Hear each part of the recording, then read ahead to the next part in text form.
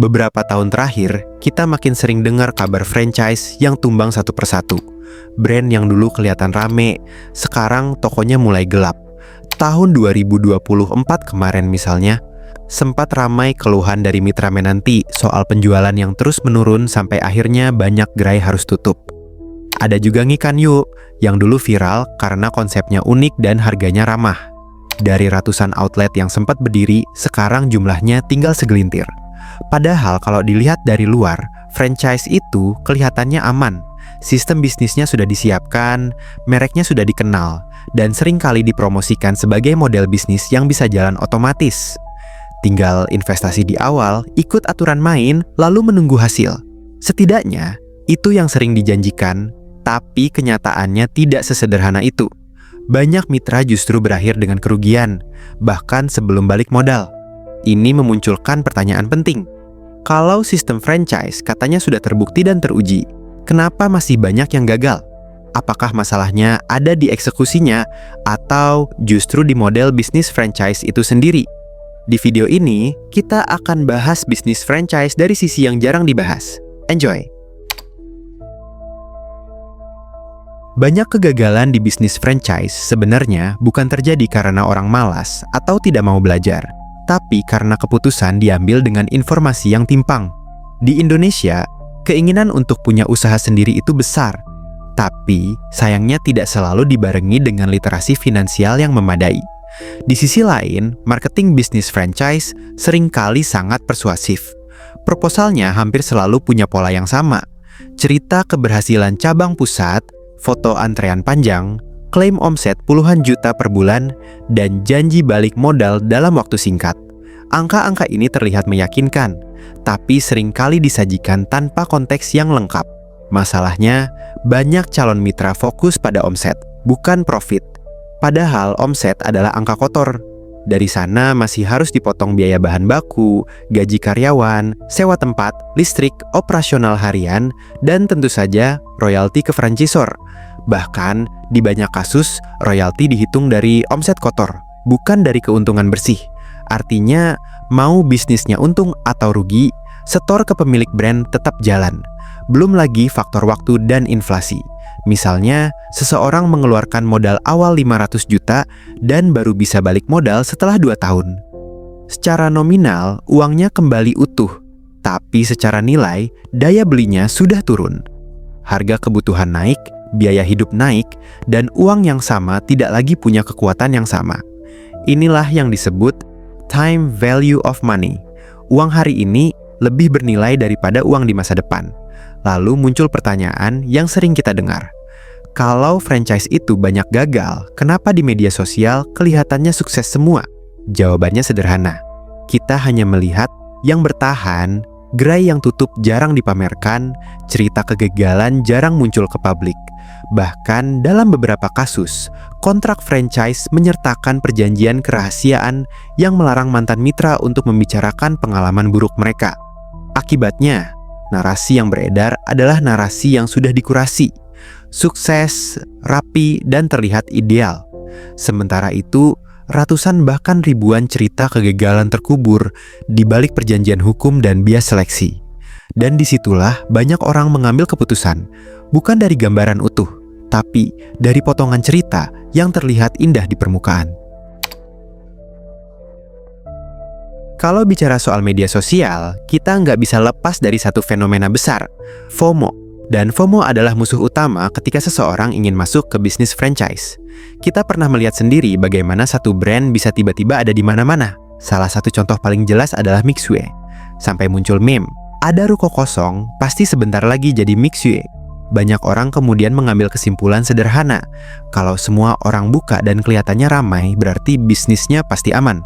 Masalahnya, keputusan ini sering diambil tanpa memahami satu hal penting, timing. Bisnis franchise itu punya pola yang mirip dengan siklus adopsi produk. Di tahap awal, ketika brand belum dikenal luas dan harga franchise masih relatif murah, risikonya memang tinggi. Tapi, potensi keuntungannya juga besar. Orang-orang yang masuk di fase ini sering disebut sebagai innovators atau early adopters. Di tahap awal ini, ada 3 kemungkinan yang bisa terjadi. Pertama, franchise-nya gagal total dan investor awal ikut rugi. Kedua, franchise-nya bertahan tapi stagnan. Penjualan ada tapi tidak spektakuler, setidaknya modal bisa kembali. Ketiga, franchise-nya sukses besar, viral, dan penjualannya melonjak drastis. MixUI jelas masuk ke skenario ketiga, dan pihak yang paling diuntungkan adalah mereka yang membeli franchise sebelum brand ini viral.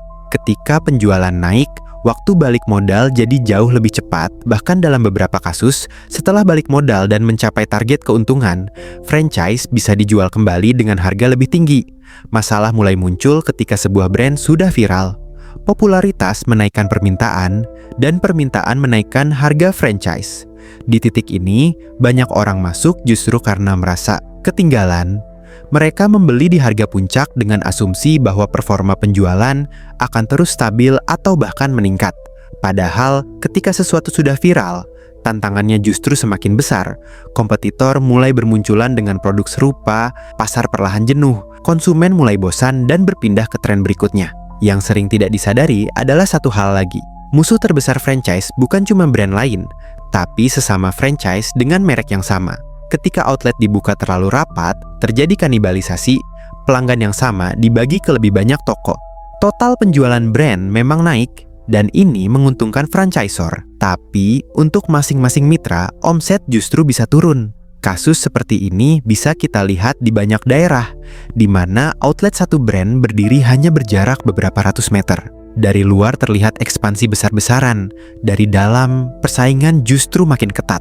Di titik inilah banyak orang baru sadar, viral tidak selalu berarti menguntungkan. Dan franchise yang terlihat paling aman di permukaan justru bisa jadi yang risikonya paling tinggi bagi mereka yang masuk terlalu terlambat. Pertanyaannya sekarang bukan lagi, apakah franchise itu bisnis yang buruk? Melainkan, apakah kita benar-benar paham di fase mana kita masuk ke dalamnya? Kalau kita bicara soal apakah bisnis franchise itu baik atau buruk, jawabannya sebenarnya enggak hitam putih. Franchise itu bukan bisnis yang otomatis jelek, tapi juga bukan sesuatu yang bisa dijalani asal ikut-ikutan. Sama seperti bidang lain, ada seninya, ada cara mainnya. Dan kalau bicara soal franchise, salah satu prinsip terpenting yang perlu lo pahami adalah ini. Lo harus jadi kontrarian. Prinsip kontrarian sederhana. Saat kebanyakan orang merasa terlalu percaya diri dan serakah, justru di situ lo harus waspada. Masalah terbesar di bisnis franchise bukan kurangnya peluang, tapi terlalu banyak orang masuk di waktu yang salah.